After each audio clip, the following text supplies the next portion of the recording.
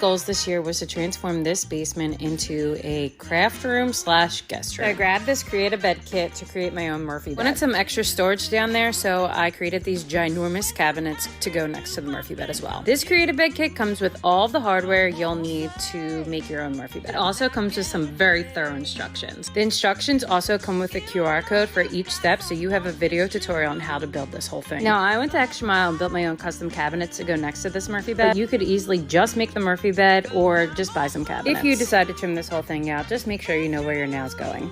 After a little ER visit, I was back to trimming this whole thing out, being extra careful, and it turned out awesome. It is now a very functioning craft space that me and my kids absolutely love. And when we are finished, I can pack all of this stuff up and put it into those cabinets and whip out the bed for a luxurious place for my guests to sleep.